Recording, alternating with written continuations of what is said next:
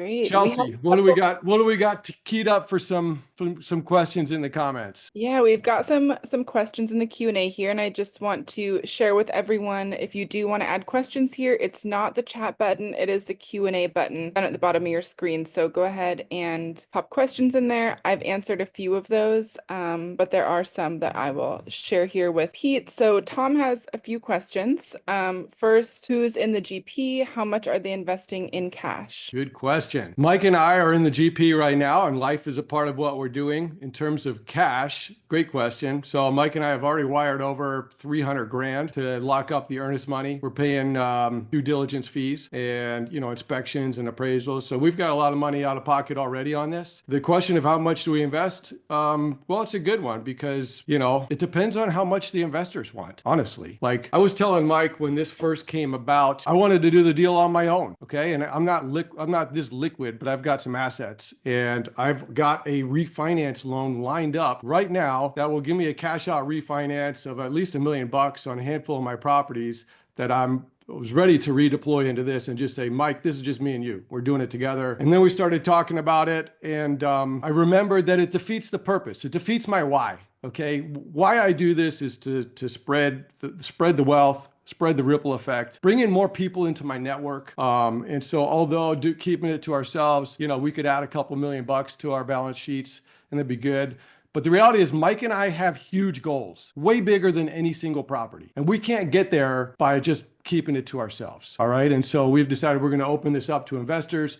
We'll bring in investors. And the reality is, I think this $2 million is going to go quick. And if that's the case, all the investors will get all of the investor pool, and whatever's left, if there is a gap, we'll be bridging it.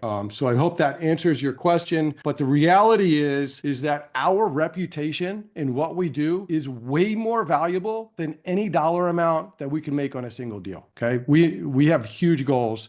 And that is really where it's at. What else? All right. So Tom is also asking, he says, I'm confused why the seller would do this deal at all, let alone at the low interest rate they are offering. Why? They could just borrow 1 million if they need that cash, and surely the deal is cash flowing for them more than 5% per year. Good question. Great question. Mike, you want to take this? Yeah, Pete, I can handle this one. Yeah, so that's what I'm good at, Pete, and is really locking in those relationships, negotiating the deal. So I was able to negotiate everything that you see there, seller financing, constructing a deal. One of the main questions, just to answer that of what you mentioned, why would the seller do this? Well, just speaking with her, she owns Free and Clear. She built them 12 years ago. They've managed hundreds of these all across the nation. This is really her last one. She's retired and she just wants to sell and cash out and live on the rest of her days out in Florida. So we really caught her at a prime time, and just being able to negotiate this was awesome. It's going to be a great story for all of us, all the investors involved in this particular deal. So she's helping us. She's very, very good, a good person, and it's great to speak with her. But yeah, we're going to do great things with this particular property, and just how we're able to secure this. Yeah, she's the ideal seller. It's a convenience thing, and that's usually what I'm looking for too.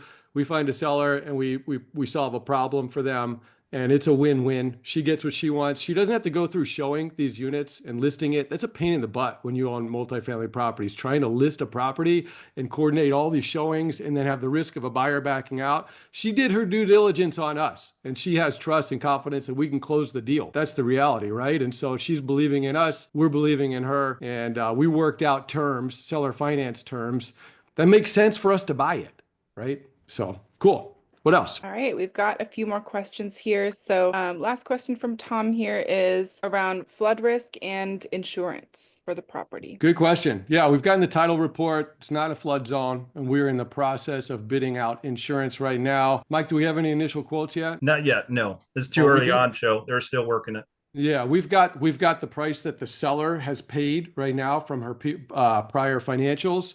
So we're using that. Actually, we padded that just in case, but we've got 3 contacts, brokers, local brokers that we're in the process of bidding it out with. So Dean is asking what documents will be sent out for review in addition to this deck and the video. Yeah, awesome. So if you scan that code, it'll take you to our offering page, which has basically the overview of everything, and it'll have a link to this, a couple of videos. We're going to link this webinar. Other than that, we'll have the private placement memorandum and all the legal docs once they're ready. All right. And so, Matt has a similar question. He has a few questions. I'm just going to share the first one. Do you have detailed projected financials available? We do, yeah. If you want to deep dive into the pro forma, I'd say reach out to one of us and we're happy to walk you through it and show you how we came up with everything for sure. All right. He was also asking about the story of the seller, so we were able to answer that question. Another question is, what does the property management selection process look like? When will these PMs be selected? Great questions. Mike, you want to take this one? Yeah, we've got quite a few property managers right now giving us quotes on the property. We've got them lined up, but really it's just making the commitment on which one we want. So that's kind of where we're at right now. All right. And Matt is also asking, what is the backup plan for financing if it doesn't make sense to sell in year 6? Well, the backup plan is the extension that only costs a half a point to extend. But I think basically the plan is, about a year prior, we start positioning it to sell. We didn't talk about it, but Mike is, we didn't talk about it much, but Mike is a real estate agent and I am a real estate agent. And by the way, we are not paying any real estate agent fees in this deal. We're buying it direct from the seller. She doesn't have a broker or anything, but I think about a year prior to that 6-year mark, we start positioning it for sale. Mike's got a database of 10,000 buyers. He's done hundreds of millions of deals. So, I don't think we'll have a problem there, but the backup plan is that 1-year extension. And the reality is the seller doesn't want to take this back. We could probably negotiate a multi-year extension if we wanted to. So coming back to the flood risk and insurance, Tom is saying in this area of extreme weather, he would just be concerned that the creek might flood the property. Have we asked when it last flooded?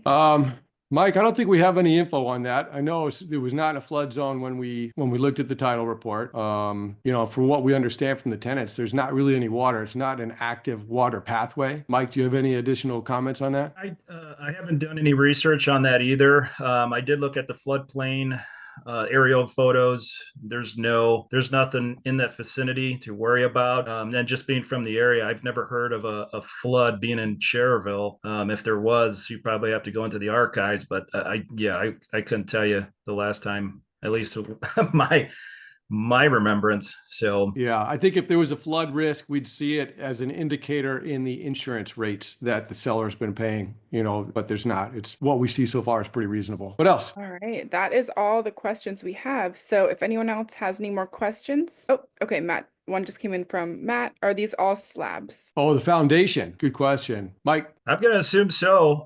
That's not something I would know at the moment because we just did a fast walkthrough, but our inspection, we can figure that out. We'll be going out there next week. So we'll know more about that. Yeah, we've got the property inspection scheduled Monday. I'm flying out there Sunday, actually. I'm going to be out there personally. So we're going to get into all the nooks and crannies and stuff. I guess it's really tough to tell by the drive-by whether it's slab or if it's some kind of built-up foundation, but I didn't see any piers on anything out there. Like all the construction that I saw looked like a typical slab on grade, but I guess I can't say that with 100% commitment right now. If anyone has any additional questions, now is the time. All right. Nothing else. Well, I appreciate everybody's time. We're going to wrap up here. And of course, if you've got some more questions, you want to talk through it, walk through anything else, you can definitely welcome to reach out to myself, to Mike, or to Life. And we are available tomorrow. And we, even though it's probably not on our calendars, we could probably make calls this weekend because time is of the essence. We want to get this done, and we need to move quick. We're looking to solidify things quick, right? If you go to the next page, Pete, if anyone wants to book a call, there's a QR code there you can scan on the following page. There you go. If you want to book a call with me, you can go right here. We don't have Mike's page up here. If you know Mike and you want to talk to him, you could probably shoot him a message. He's got his own link, but this is mine right here. All right. Thank you so much for your time. I wish you the best and I hope you win tomorrow.